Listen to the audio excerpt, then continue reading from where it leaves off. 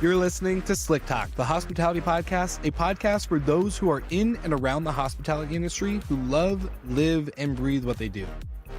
You can join us for candid and unscripted conversations with hospitality experts and founders as we go deeper into their personal stories while they're sharing their triumphs and trials that got them to where they are today. I'm your host, Will Slickers, and you're listening to an episode of Slick Talk, the hospitality podcast. Now, let's begin.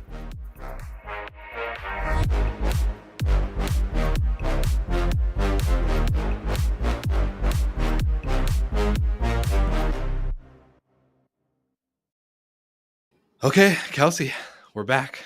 Welcome back to your second Slick Talk episode. How are you feeling? I'm good. I'm glad to be back. Less nervous this time. Good. I want you to be less nervous. This is fun for me because we're highlighting great guests, but then I also get to show off the team behind the scenes. It's not just me doing everything. So to have your face and your voice on the show is always a perk. I guess for all the listeners, I want to know, what was from the month that we just did, do you have a favorite? I hate playing the favorite game, but I always want to know, did you have a favorite at all? I do. I really enjoyed Jesse Vasquez's podcast. He just had a lot to say, a lot of sharing from his past, and I really enjoyed it. Yeah, Jesse Vasquez. And for all the listeners, potentially if you're new, or if maybe you haven't listened to an episode or two in a while, or didn't hear last month's monthly recap, the whole point of this episode is to highlight the favorite moments and the kind of the clips from the past episodes that just happened. And so what Kelsey and I are doing is kind of just sharing our favorites and kind of talking about them briefly to make sure you get the best Cliff Note version, encouraging you to go listen obviously to the full episode. But I loved Jesse's as well. Jesse has just been one of those cool guys I've been able to follow over COVID and kind of coming out to now that how the world's opened back up again, and all this stuff, and just one of the coolest dudes to hear his story and how vulnerable he was on that episode. I definitely had moments of reflection at the end where I was like, damn, this guy's cool. Yeah. So I agree. I personally a personal favorite for all the listeners, Travers. He was a winner of our Destination Air Award at the Book Direct show in 2022 in Miami with Damian Sheridan. Shout out Damian if you're watching or listening. And I've gotten to know Travers pretty well, and I just love his story. Such an adventurer to now being a full-time entrepreneur and father, husband, all this stuff, from a solo guy who was traveling Bali and doing all these crazy adventure stories to now settling down, but still carrying on the adventure with his family. Is all right, goals right there. That's it. I was going to say that's a close second, because I was listening to his traveling story and I just don't have that adventurous spirit. So I was like, wow, that's pretty insane. What he was doing by himself. That's crazy. 100%.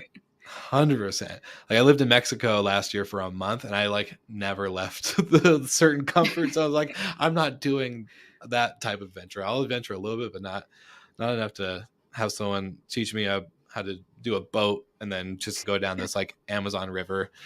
Hell no. So for all the listeners, go check out Travers's episode for all of his crazy stories, which was awesome. But basically what we're going to do in this episode, Kelsey, we're going to play a clip. It's going to be Jason Reese first. So Jason is a full-time investor now and operator based out in Nashville. And I met Jason at the STR Wealth Conference, and hence leading into this podcast episode that we did to kind of hear a story of leaving the 9-to-5, especially a very comfortable 9-to-5 where you're kind of given the golden spoon. And he talks a lot about that. And this clip is going to go into, what do you want your life to look like when you get to reflect after all the decisions you made leading into basically what he said, your deathbed. So pretty intense conversation, but I truly loved his mindset around it. So Kelsey, if you're ready, let's play the clip. I know you've been exposed to entrepreneurship in your early childhood days. So was there something from that kind of growing up experience that really helped push you forward, or where would you say that really came from? I think that because I've been exposed to entrepreneurship and I've sort of had that as a kid, that motivated me to look deep inside to really ask the question of, do I ignore this itch any longer? And what I found with that really turned out to be pretty pretty deep going through that conversation with myself. And because I was on this well-established career path and I felt like I was in this really great space or place from a professional standpoint, and I had great relationships and reputation and all these things that I was proud of. And did I really want to rock the boat? And was it really worth changing up Yeah. everything? The reality is that while I really fell in love with my career in those first several years, it had changed a bit in recent years. And so I kind of went back to the drawing board of my life. And I was like, okay, let's go back to the basics. Let's go really go back to like the foundation of my time on this earth and how I want to spend it. Like if I'm going to build out a life, what is it going to look like? Not going to look like what it currently is. That part I knew. Mhm. I'm not going to work until 7, 8 p.m. most nights during the week and feel like I'm under an immense amount of stress most days of the week. That just isn't what I wanted. So I knew that. But I also didn't know, like, is now really the time to pursue this? So I had the idea to talk to people who are older, wiser than me and to get their advice. But that kind of, I don't know, that kind of shifted into or grew into this idea of talking to people whose time has run out, like Mm. talking to people who are on their deathbeds, say at a nursing home, where they literally go there to die. And Mhm. and a lot of them are aware of this fact. And so we tend to think of our lives on this timeline where, most of our life is ahead of us. So we're like, we have all these ambitions and these plans. And it's like, maybe I can do this, then I can do that, and then this, and then maybe I'll get married, and then maybe I'll have kids, and then maybe I'll have this business and I'll make X amount, and then I'll do this and that. So you have all this time to fit in all these things. But what happens if you think about that the other way around, where you're at the end of that line and the life that you're given is over? Mhm. And you have to have like a really honest, I think, emotional introspection to do this, I think, the right way.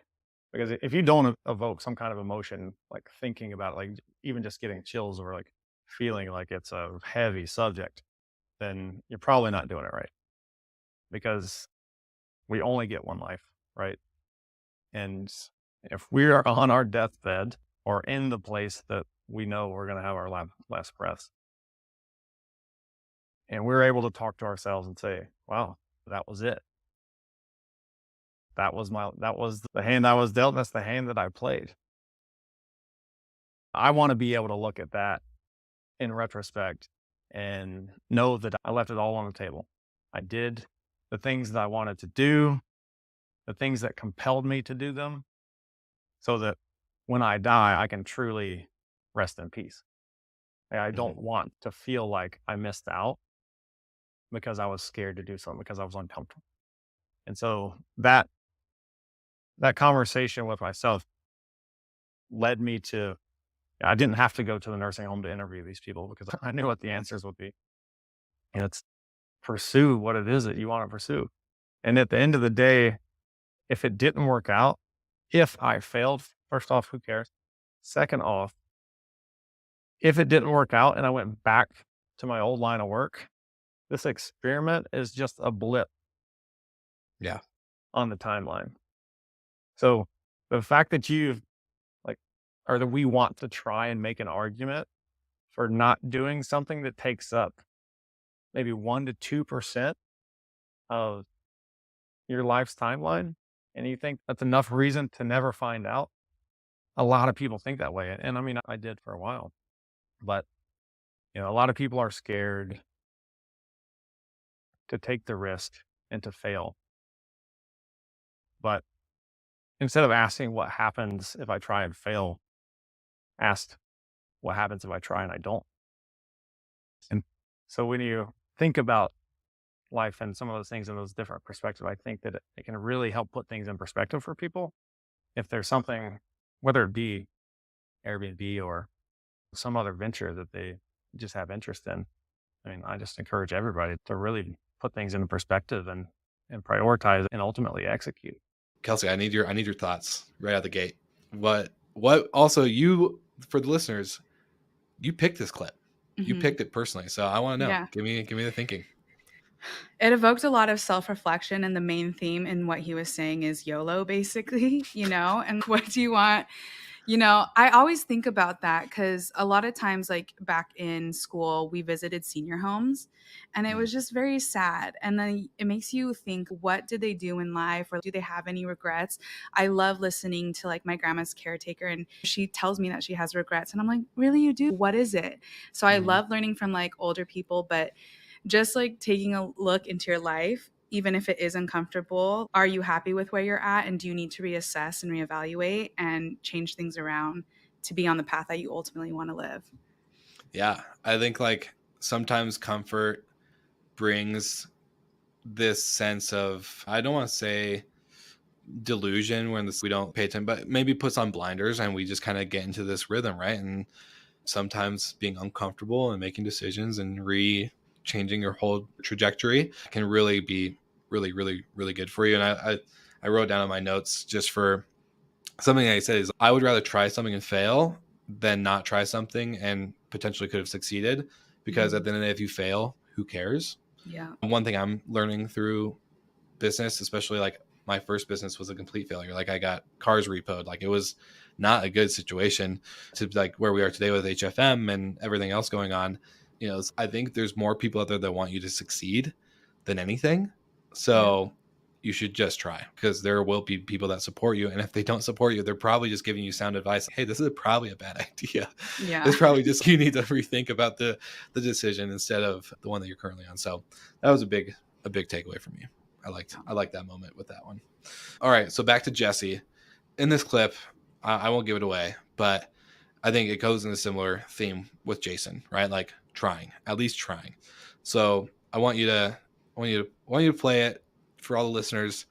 Think about, when you were in high school or middle school doing like soccer or football or some sport, right? Like always nailing it down. Like at that moment right there, I was like, oh dude, I get it. So I'm not gonna give up too much, but Kelsey, let's roll it. I want to correct you on some self-talk over here. You're not stupid. You're not an idiot. You're a smart dude, obviously. And so, what did that do for you? And I'm kind of curious, because as a man specifically, I want to have a family. I know what I want. I know I want to have a wife. I want to have a kid or kids. I want to do, like, I want to have that. I know I do. So what did that also do for not just you, from that mindset of, I'm stupid, I didn't graduate, da da da, and then to having now a daughter who gets to see her dad live such a wild and amazing example of, like, you can literally do anything, even if it means not going down the normal route that everyone expects you to go down.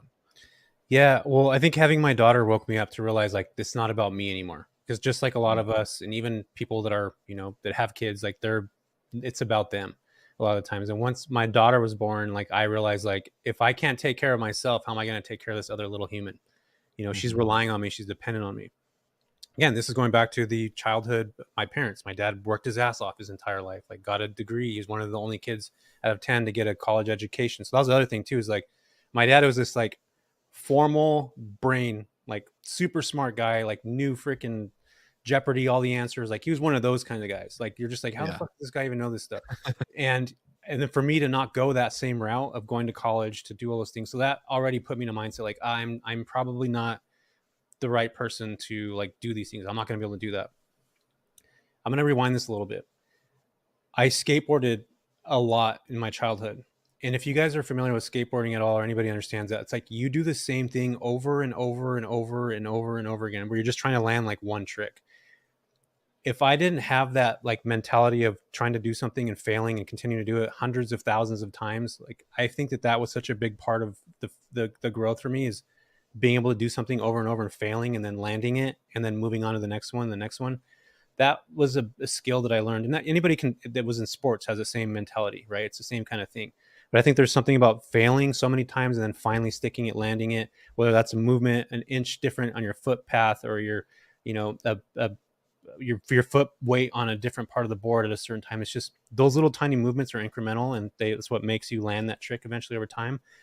I had that same mindset going into things where I'm going to try stuff. I know I might fail, but I'm going to continue to do it.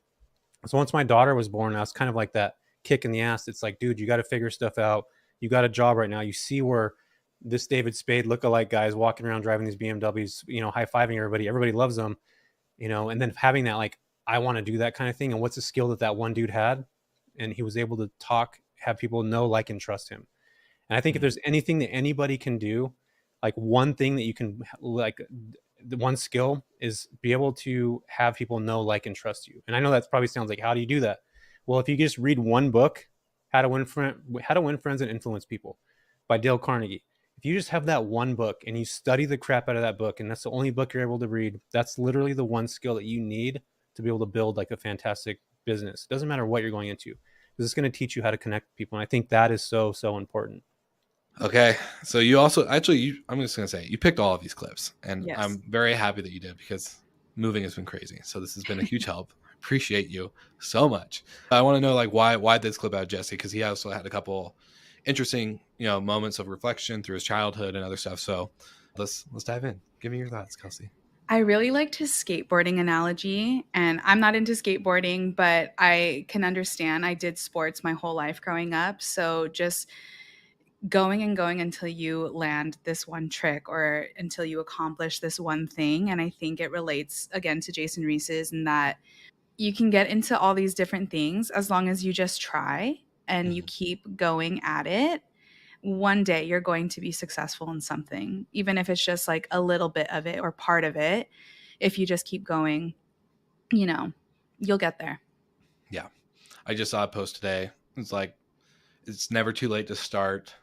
It's only one decision away. And then I had a list of example of like CEOs or founders, Henry Ford. He didn't start until he was 41. Like, okay, I think a lot of people, I'm younger, but I know a lot of people, like, especially my parents' age, they're just now starting like this adventure. They retire and they start like a side business that actually blows up, and now they're basically doing more than they've ever done, and they're in their 60s and they're killing it. I don't think, a lot of us, I think, have a society pressure to get, go to college, get married, buy a house, have the dog, have the family, do the things very young, and then retire and do all the stuff. Like, I don't know. I personally don't believe that's the way it needs to be. So just do it when it feels right. Try it. Yeah, I get that societal pressure, especially when you get into your 30s. But then I think both of my parents, they got into their career jobs when we were in like second and third grade. So 8, 9 years old. And I was like, oh, we have time. That's like close to 40. I have time. We're all good. 100%. And hopefully you're at your career job. You know what I'm saying? I'm trying to keep you for a long time, Kelsey. So trying to have you here for forever. As long as we're running the podcast and the network, you're here. Hopefully. That's good to know. Leave me. Don't leave. Just kidding. I know it's so true. And yeah, there's so much that can go into it, but that's a good highlight. All of you listeners, all of us, in at least from what I know of the Slick Talkers that tune in, we're all in this business. We're all in this industry for a reason. We have a lot of reasons why. If you're actually watching this episode or listening to this episode Friday, September 1st, I posted something on my LinkedIn about my why, and there's multiple reasons why. You don't have to. I think we kind of get caught up in, and you hear this, Kelsey, I'm sure, what's your why? Who's your avatar? All this stuff. But I'm learning there's multiple reasons why. I have so many reasons why I do what I do, good and bad. I'm not perfect. I'm human. But a lot of the good reasons of why, one of them's my niece, who like I had the opportunity to take care of for a little bit. There's, my brother. There's a whole bunch of reasons. I think we all have reasons. And so, use that and don't feel guilty for it, and just try. And it's never too late, like you said. So great lessons for hospitality and just business entrepreneurs in general. So now going to Travers, we talked about his travel stories. We talked about his craziness. And so in this episode, I kind of asked him the question, and in this clip that you're going to hear, what do you do when you feel stuck when you're starting a business? Because I definitely felt that. And Kelsey, I know you have experience with doing like social media stuff outside of HFM and everything. So I know there's moments we all feel stuck. And I think this is a good reminder. So you want to roll the clip. For anyone listening, what advice would you give them when it comes to building a business that doesn't require a mandatory, you need to be here every day, no matter what. You can't do this. You can't, like, a lot of us, I think, especially I got into business without listening to the 4 Hour Work Week and without knowing Tony Robbins or Gary Vee or any of these influential business people in the world as well. So I just kind of was like, oh, like, I have an idea. This would be fun. Let's figure it out. And Right. failed along the way a couple times. And now here we are today. But, you know, what advice, I guess, would you give for anyone starting or even who's been running their own business and just feels stuck? Like, I would love to know how you would kind of approach that from a different, maybe perspective or lens if you didn't have the opportunity to start the way you did. Yeah, I mean, I think that it's easiest if you set up the process when you're first starting out, right? Mhm. If you have the mindset of, hey, I'm going to have this business working for me instead of me working and being like the main part of the business. So if you have that goal in mind from the beginning, then, it's way easier. It's a lot harder to do once you build the business around yourself and then decide that you want to like take some time away from it. I mean, usually when that's the case, the option is to basically just sell the business. So, I mean, there's plenty of books to read. I think there's one called Profit First, maybe. There's a couple that I've read that are really good that talk about basically changing that around once you have the business started to pull yourself out of it. But yeah, I mean, basically just hiring people that you trust and working with them. And I mean, I've gotten really lucky with some of the people that I've hired that are able to basically take things off on their own and figure them out without having to come to me. So I think that's probably a big part of it is hiring the right people and just building the processes the way that you need to be without you involved fully. Right. Go into it, Kelsey. You're like, you kill it. So slay. Thank And you. give the listeners some insight. What I really liked about what he said was having the business work for you as a business owner, not you working for the business. And also, he talked about hiring right. And if you hire right and train somebody right, you won't have to be so involved in what you're doing. Yeah. And that's how I feel a lot about working for Hospitality FM, is Mhm. that it's a very independent role. I feel like I don't have to lean on you as much. Of course, when I was like new, I was asking you all these questions and you're very friendly. Thank goodness. I'm not afraid to ask my boss questions. But it's like working for a place where you feel like you're valued and you were given the tools that you need to succeed.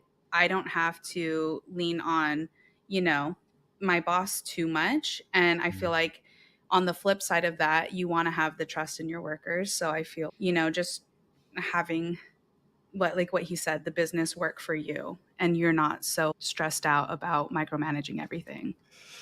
Yeah. And, this is kind of timely because we just had a company call with Steve Trover and we went over all of our PI testing. So anyone listening, if you haven't heard of Steve Trover or Better Talent, go to them immediately for whether you're hiring or not, like building the right team. One, I think I've been very blessed with because you, Claire, Michael, Ginny now have been it's been a pretty insane. We're not having turnover. We're not having, all this like hiring and like hiring and firing cycle, and going over our PI tests and seeing like how we all work together and can communicate better.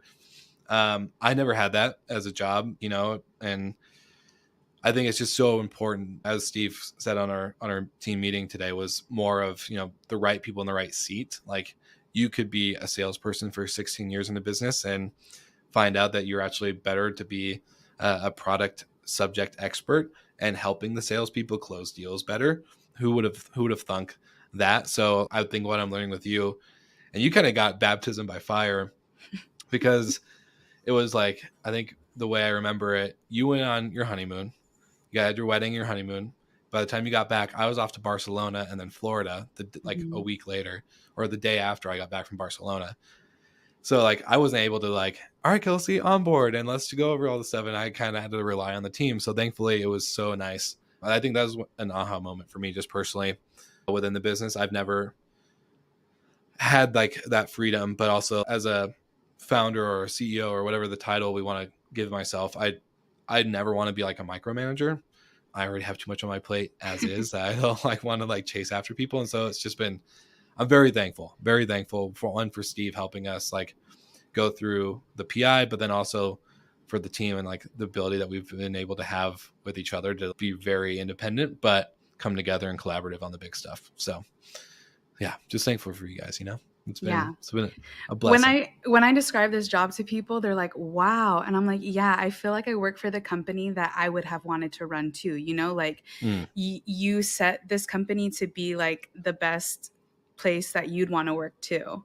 And that's 100%. How it feels. I'm like, I never feel like pressured or stressed to do something. And even in our initial call, like when you were first offering me the job, I remember you saying, and I don't want to put you into things that you're not comfortable with doing. Let me know where you want to go and I'll make tasks based on that. And I was like, I've never had anybody envision that for me. It's just, here's a task, go for it. And I'm like, whoa, I have a say? That's crazy. Well, as I'm learning though today, you like a little bit of structure, but you also like the flexibility I think, being able to like, I'm not good at that. So to be able to write like a job description, which I think I kind of, praise God for ChatGPT because I really ran it through that stuff. I was like, what does a podcast producer do? What's their role look like? But yeah, no, it's been fun. And it's been fun to work and build with you. So it's been a good fit. So for all the listeners out there, hiring is not scary. You can do it. And having a team is actually a lot of fun. I don't feel like I'm hand-holding or babysitting and creating more work, basically. Which, going into more work, Dale Smith, holy crap, this guy, talking about doing a million things at once. They own this. So for all the listeners, Dale Smith, SDDE Group out in the UK, basically they vertically integrate all of their properties into this group of companies, from lawyers to accounting to cleaning to anything you think of, furniture design, all the above. They're all different businesses, solo and separate, that can take outside of the industry clients, but then they all come together for one purpose, and that's to make their portfolio more profitable as they're scaling. And they're doing like 30 million in revenue this year. The goals are to hit 100 plus. Impressive. I got to meet this guy in Barcelona, speaking of, when Kelsey, you were first joining, and it was so fun to share the stage. So to have him one-on-one and not have to go over panelist questions, it was really nice. So let's play the clip, hear about Dale's vision for 5 years in the future with this business, and we'll come back and discuss our thoughts after. How do you plan to be successful in that future that you see? And this kind of goes in that conversation. What's the 5 year, the next 5 years of short-term rentals that we get to have with Steve Davis? So we'd love to know kind of, where do you guys see yourself, taking this industry, especially in Europe? There's loads of that stuff that's going to enhance process, enhance margins, enhance customer service, but then also it comes back down to the people. And the one bit that I believe we miss all of the time and we don't talk enough about is what we're doing around housekeeping and linen and maintaining these properties, because those are the ones that, if anything, are going to stop the growth of our industry. Because if we haven't got a housekeeper to clean the property, then we can't operate. And I see a huge gap in our industry. We've got, again, technology solutions out there trying to bridge some of this gap between on the ground housekeeping supply and property managers, but no one's truly done anything around those on the ground services and actually trying to consolidate and manage those on the ground services, because that's the key to growth in the industry, or growth from a property management point of view, is being able to deliver that. I see that as our kind of USP over the coming years, is we want to continue to do that. So we look at our current model, we employ over 175 housekeepers directly, like they're on our payroll, paid by us on a weekly basis. We will continue to scale that. We have 2 people who all they do all day, every day is recruit housekeepers. It already is the biggest employee department in our business. As an industry, it seems to get left out all the time, and it's actually the hardest part of what we do. The problem is it's not quite as nice and cool and shiny and glamorous as all the rest of it. I think in terms of that, we will see that consolidation. I think we'll see something happen around that space. We have to, because we're seeing unit count increase. Resource on the ground is getting harder. So we're going to see something happen at that point in time. There's going to come a tipping point. All right, Kelsey, we've talked about this multiple times, I think, on the podcast, but you picked this clip for a specific reason, in the sense of like the frontline worker. So share with your thoughts on all of that. Yeah, so I listen to a lot of STR podcasts just naturally. And one of the things that I feel like I've heard mentioned a couple times, but not too much, but Dale mentioned this, and I thought it was so interesting that, we have to place, or STR, hospitality people have to place an importance on housekeeping because they're the frontline workers and they're essentially what's running the business. Because if you don't have a place clean, then you can't host a guest. And I was like, that is so true. And just comparing it to, other customer service jobs that I've worked for big corporations, and they don't care about the frontline workers. And we bring these suggestions. Like, I remember one time, it was my first summer there, and I went to the VP of merchandise and I asked her, hey, do you think we can change the shirts? We were wearing these polos, these thick polos in the summer, walking up and down stadiums carrying, I was selling ponchos. Okay. It was so heavy. And I was like, can we get an athletic t-shirt? And she kind of laughed at me. And then 5 years later, they got athletic t-shirts. And I was like, I was bringing this concern because this is so uncomfortable for us to work in. And especially we have more of an athletic job compared to all the other people working here. Yeah. You would think that you would listen, but I was just kind of like, oh man, she scoffed at me. Okay, never mind. Yeah, that's insane, especially summertime heat. No matter where you are, summer's hot. We all know that's the whole point of summer, is to be warm outdoors, wearing your shorts, your flip flops, doing whatever, going to games. That's insane to me. I can go on a rant with speaking of bad bosses, that's, to me, whether it's not even frontline workers and just housekeeping. I think you can take any business, right? You look at restaurants, your servers, your bussers, your dishwashers, maybe not the managers as much, but the frontline, anyone that's doing the work that sucks. We all hate the work that sucks, and yet there's someone that has to do it. So at the end of the day, I think Dale is right. And at the end of the day, I was talking to Jonathan Wicks over at Well and Good Professional Services, and the stories this guy can share that go into the housekeepers and how they're treated within, whether they're contractor or not. Whether you're a contractor or a W-2 employee, you should be treated with respect and the ability to be comfortable at work, because you are working a job that no one really wants to do. Unless you really love cleaning and it's therapeutic for you, I don't know a lot of people that truly are I can't wait to go work today because my boss doesn't provide great material or cleaning supply or whatever. It's just not a job that people want to do. And hence why our industry across the board, hotels, short-term rentals, airlines, even restaurants, all the above, they're all struggling right now because of bosses probably scoffing, saying, oh no, we don't need athletic tees. You're fine in a thick polo in the middle of 90-degree weather. You can sweat. It's fine. Yeah, that's insane. So I agree with Dale, and shout out to Jonathan Wicks as well. But that's it. So all the links are in the show notes. I want everyone, if you liked any of these clips, obviously go give the full episode a listen. Let us know what you think. Kelsey, I'm excited for our time together next month. Trying to keep these episodes short as a highlight for everybody. But yeah, outside of that, Slick Talkers, you know what to do. Go and subscribe, follow, and we'll see you again next week.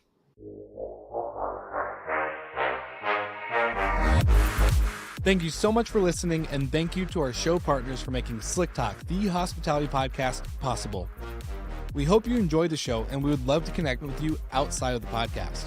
So you can follow us on all of our social media channels for daily hospitality content, or find us on slicktalkthepodcast.com. And don't forget to rate, review, and subscribe so you never miss an episode. I'm your host, Will Slickers, and we will see you guys all again next week.